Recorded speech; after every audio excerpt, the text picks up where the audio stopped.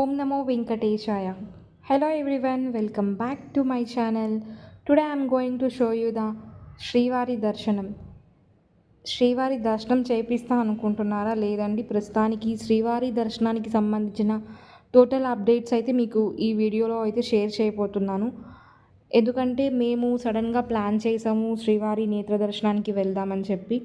Already 1 week ముందు మేము already అడిగి పెట్టాము, ఎలా ఉంది దర్శనం, ఎంతసేపు పడుతుంది, క్రౌడ్ ఉన్నారా ఏంటి అని.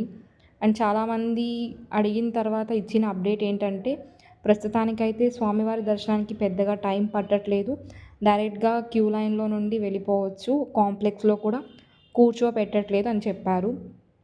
అండ్ ఫస్ట్ మనం క్యూ లైన్లో అంటే ఏ దర్శనానికి వెళ్తే మనకి ఎంత టైం పడుతుంది, ఏ టైప్స్ ఆఫ్ దర్శనం ఉంది అని చాలామంది తెలియకపోవచ్చు. ఇక్కడ సర్వదర్శనంలో మనకు 2 టైప్స్ అయితే ఉన్నాయండి. ఒకటైతే మనకు టోకన్ లేని సర్వదర్శనం ఒకటి ఉంది.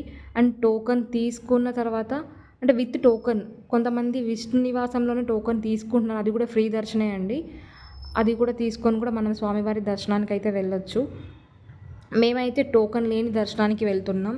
ఎందుకంటే మేము ముందు రోజు అయితే విష్ణు నివాసంలో టికెట్స్ అయితే తీసుకోలేదు, డైరెక్ట్ తిరుమలకి వచ్చేసాము బస్ ఎక్కి.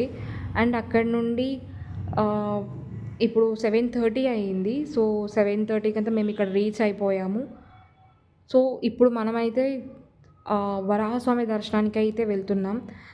ఆ వరాహస్వామి దర్శనానికి ముందే శ్రీవారి పుష్కరిణిలో కూడా భక్తులైతే ఎవ్వరు లేరండి. క్యూ అయితే ఏం కనిపించలేదు మాకైతే, చాలామంది తక్కువగానే ఉన్నారు స్నానానికి కూడా.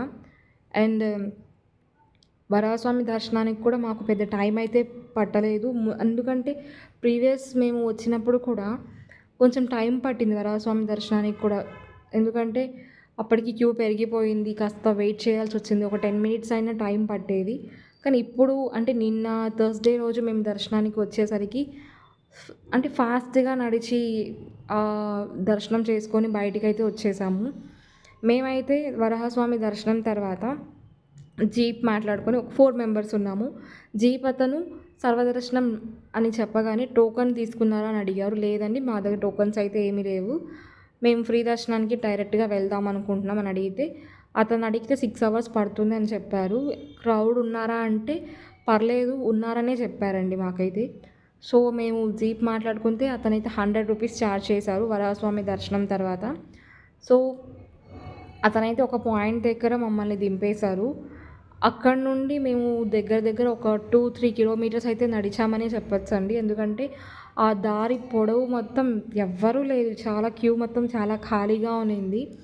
అండ్ 8:40కి అంతా మాకు ఒక టోకెన్ అయితే వేశారండి. ఆ టోకెన్ ఏంటంటే మనకు టైమింగ్స్ అలాట్ చేశారు.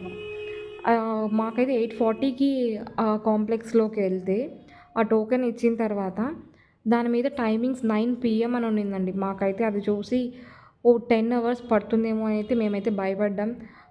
కానీ స్వామివారి అనుగ్రహం వల్ల చాలా త్వరగా దర్శనం చేసుకొని బయటికైతే వచ్చేసాం. మేమైతే 9 o'clockకి వెళ్ళాము. 9 o'clockకి కాంప్లెక్స్లో మనకు స్వామివారి ప్రసాదం కింద కాఫీ అయితే ఇచ్చారండి. అండ్ 9:30-10 మధ్యలో అయితే పొంగల్ అయితే స్వామివారి ప్రసాదం ఇచ్చారు. చాలామంది భక్తులు తీసుకొని స్వామివారి అనుగ్రహంగా ఆ ప్రసాదం అయితే తిన్నారు. అండ్ 11:30కి క్యూ అయితే స్టార్ట్ అయ్యింది. స్టార్ట్ అవ్వగానే 1 o'clock అంతా దర్శనం అయిపోయిందండి. చాలా అంటే చాలా బాగా జరిగింది స్వామివారి అనుగ్రహంతో.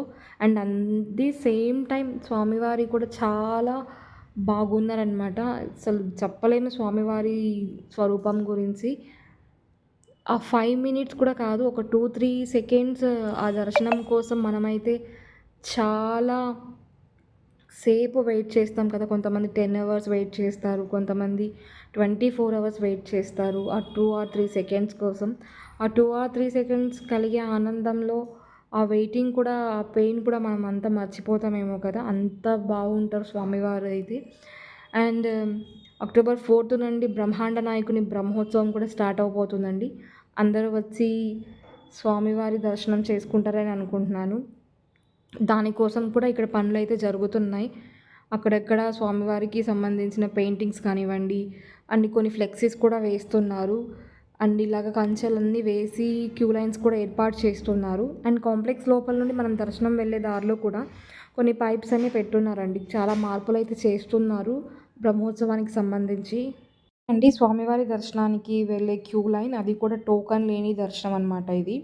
టోకన్ తీసుకున్న వాళ్ళకి వేరే క్యూ లైన్ ఉంటుంది. అది మీరు జీప్ వాళ్ళకి స్పెషల్‌గా మెన్షన్ చేస్తే మిమ్మల్ని ఆ పాయింట్‌లో అతను అయితే డ్రాప్ చేస్తారు. ఇలాగ మేము నడుచుకొని వెళ్ళి టోకన్ తీసుకున్న తర్వాత మాకొక టైమింగ్ ఇచ్చారు. 9:00 అని చెప్పాను కదా! ఓకే. ఇంక మనం లోపలికొచ్చేసిన తర్వాత ఏం చేసేది లేదు. సో, మనం ఎప్పుడు వాళ్ళు ఓపెన్ చేస్తే కానీ మనం వెళ్ళలేం దర్శనానికి. సో, మాకంటే ముందు ఇద్దరు 2 కంపార్ట్మెంట్స్ అయితే ఆల్రెడీ వెయిటింగ్ లిస్ట్‌లో అయితే ఉన్నింది. అక్కడ డిస్‌ప్లే అయితే చేశారు. వాళ్ళతో పాటు మమ్మల్ని కూడా దర్శనానికి ఓపెన్ చేశారండి గేట్స్ అన్నవి. సో, టోటల్‌గా 11:40కి అట్లాగా క్యూ లైన్ స్టార్ట్ అవ్వగానే దర్శనం చేసుకొని, లడ్డూ అంతా తీసుకొని బయటికొచ్చేసరికి మనకు 2:00 అయితే అయిందండి. ఎవరైతే శ్రీవారి దర్శనానికి అంటే రష్ చాలా తక్కువగా ఉన్నప్పుడు ప్లాన్ చేద్దాం అనుకుంటున్నారు. బిఫోర్ దసరా ఇప్పుడు మీరు ఈ మంత్‌లో అయితే ప్లాన్ చేసుకోవచ్చండి. అండ్ మీరు ఏ దర్శనానికి వెళ్ళాలన్నది అది మీ కంప్లీట్‌లీ అది మీ ఇష్టం. కానీ త్వరగా క్యూ లైన్‌లో ఎంట్రీ అయితే త్వరగా బయటికొస్తారు అన్నది ఒక చిన్న లాజిక్ మాత్రమే. అదైతే నేను మీకు చెప్పగలను. ఎందుకంటే టైం పెరిగే కొద్దీ మనకు వెయిటింగ్ టైం కూడా పెరుగుతుందండి. సో, రష్ కానీ లేదనుకోండి త్వరగా దర్శనం అయ్యి బయటకొచ్చే ఛాన్సెస్ ఎక్కువగా ఉంటాయి. సో, ఎవరైనా ఇలా ప్లాన్ చేసుకుంటే బావుంటుందని నేను ఫీల్ అవుతున్నాను. ఈవెన్ మేము కూడా అలానే ప్లాన్ చేసుకుంటాం.